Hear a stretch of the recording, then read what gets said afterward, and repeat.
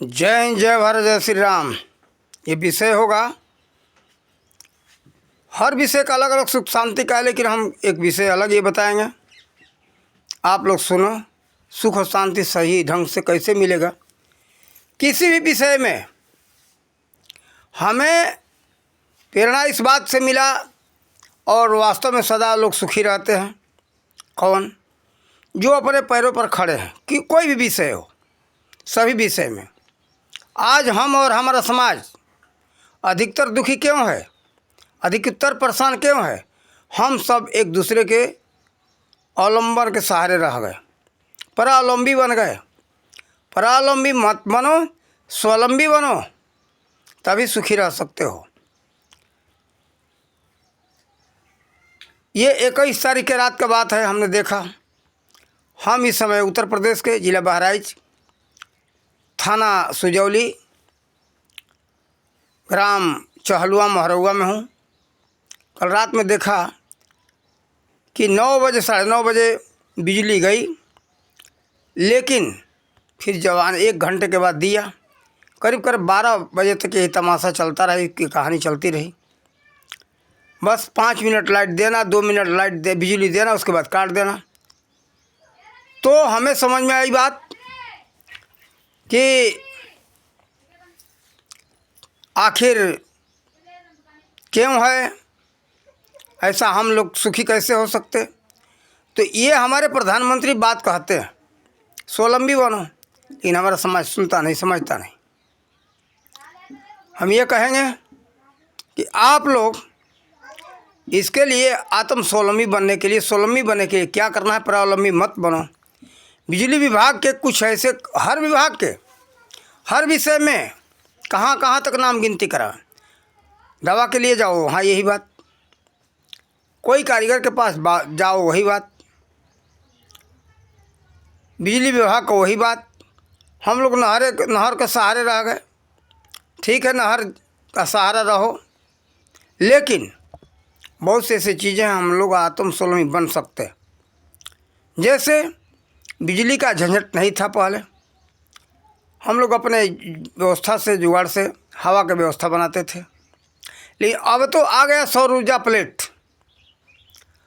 सौर ऊर्जा प्लेट लेकर के, सौर पावर से लेकर के आप लोग अपने अपने घरों में विद्युत जो है लेने से छुटकारा पा सकते हो।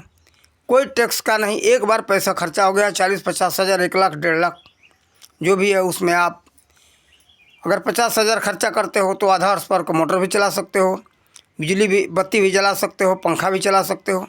1 लाख खर्चा कर दिए तो 1 हॉर्स पावर का मोटर भी चला सकते हो। खूब आराम से, कोई बात की परेशानी नहीं होगी। उसमें आपके सभी सामान आ जाते हैं। तो देखो, आप उसमें बल्ब भी जला सकते हो, पंखा भी चला सकते हो, और आप मोटर भी चला सकते हो, सिंचाई भी कर सकते हो। अब जितना बढ़ाते जाओगे उतना तो खर्चा तो आएगा, लेकिन आपके हाथ में हो जाएगा कि आप कायदे से 5 घंटा तो पानी ले ही सकते हो। कोई चिंता की बात नहीं है। आराम से 5 घंटा, अगर बैटरी है, इन्वर्टर तगड़ा है, आपका मजबूत है, तो आप रात में भी, दिन में भी चला सकते हो। लेकिन सबसे अच्छा ये है कि 5 घंटा का रखो कि 5-6 घंटा हम पानी ले लें। तो देखो, ये आत्म स्वावलंबी बनना। तो ये आज बिजली विभाग वाले जैसे लोगों को परेशान कर रहे हैं, तरसा रहे, तो ये हालत होगा जैसे डाक विभाग का हालत था पहले। आप लोगों ने देखा होगा, डाक विभाग चिट्ठी के लिए कितना परेशान करता था। लोग परेशान हो जाते थे, महीनों महीना चिट्ठी आता नहीं था, 2 महीना 3 महीना बीत जाए तो चिट्ठी आता था। फिर ये बहुत परेशान किए। उसके बाद तब तक आ गया एसटीडी आ गया, सब लोग फ़ोन से बात कर ले एसटीडी से। उसके बाद मोबाइल आ गया, हाथों हाथ हो गया मोबाइल। अब चिट्ठी पत्री वाला मामला समय ख़त्म ही हो गया। वो तो अब तत्काल, हाँ जी कहाँ हो, कैसे हो, क्या बात है, तुरंत समाचार ले लो। बल्कि कम पैसे में सारा काम हो रहा है। आज देखो डाक विभाग का क्या हालत हो गया।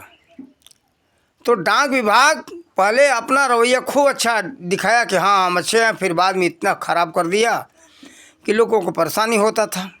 लेकिन डाक विभाग की स्थिति यो हालत हो गई कि प्रचार करना पड़ता है इनको टीवी और रेडियो के माध्यम से कि आओ हमारा उपयोग करो।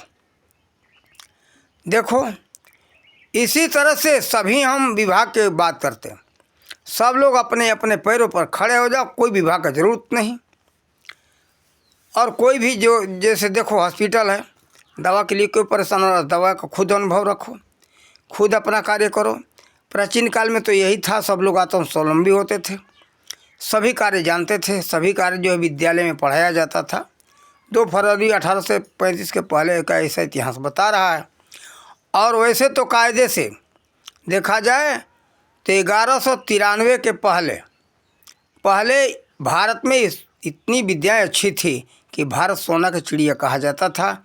सभी लोग सभी विद्याओं में परिपूर्ण थे।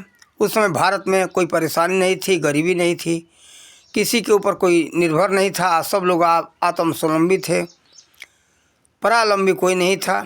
सब लोग अपना अपना कार्य, कोई भी कार्य हो अपना अपना कार्य कर लेते थे। लेकिन हाँ भाई, उसमें परिश्रम का आवश्यकता है, परिश्रम तो करना पड़ेगा, तब आप जो है अपना सुखी रह सकते हो। तो देखो, हम यही कहेंगे सब लोग आत्मस्वावलंबी बनो सभी कार्य क्षेत्र में, तब किसी के ऊपर आश्रित रहना नहीं पड़ेगा।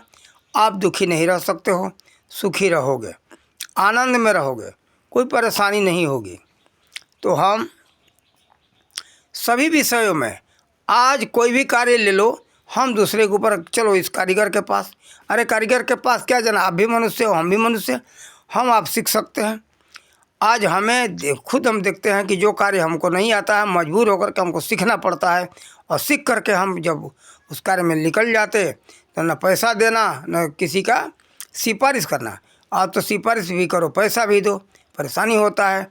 इसलिए हिम्मत रखो कि हम मनुष्य हैं, जो हम करना चाहते वो कर रहे थे, कि हम नहीं कर सकते, हम भी कर सकते। हाँ, थोड़ा समय देना पड़ेगा, समय दे दो, सीख लो, सीख करके स्वयं आत्मस्वावलंबी बन जाओ, अपने जानकारी हो जाएगा, जब मर्जी होगा जहाँ मर्जी होगा अपना कर सकते हो। किसी के ऊपर आश्रित रहना ठीक नहीं है। सुखी होने के एकमात्र उपाय है, दूसरे के ऊपर आश्रित रहोगे तो सदा दुखी ही रहोगे। इसलिए ध्यान दो कि हर एक कार्य क्षेत्र में अपना स्वयं उसके ऊपर जानकारी रखो, अपना कार्य करो, सब कुछ अपने हाथ में कर लो, सुखी रहोगे। और एक बात साथ ही यही कहेंगे कि जितना आवश्यकता कम रखो। एक दूसरी बात यह है सुखी रहने का, आवश्यकता अधिक मत बढ़ाओ। आवश्यकता जितना सीमित रखोगे सुखी रहोगे, आवश्यकता बढ़ाते जाओगे परेशानी बढ़ती जाएगी। इसलिए आप लोग आवश्यकता की एक बहुत महत्वपूर्ण बात है, आवश्यकता कम करो, सुखी रहो, संपन्न रहो, आनंद में रहो। आवश्यकता बढ़ाने पर परेशानी तो आती ही आती है, झेलना पड़ता है, परेशानी होता है। तो देखो, जितना कम से कम जीवन में अपने उपयोगी वस्तुओं का आवश्यकता कम करना चाहिए, शांति मिलेगा, आनंद में रहोगे। और बात ये हमने जो बताया कि हर कार्य क्षेत्र का, हर कार्य का ज्ञान रखो, सुखी में रहोगे, आनंद में रहोगे। और हम इन्हीं शब्दों के साथ अपने वाणी का विराम देते हैं। इसके विषय में समझ में आएगा तो और अच्छा वीडियो बनाएंगे। और यहीं तक समाप्त करते। जय हिंद, जय भारत, जय श्री राम।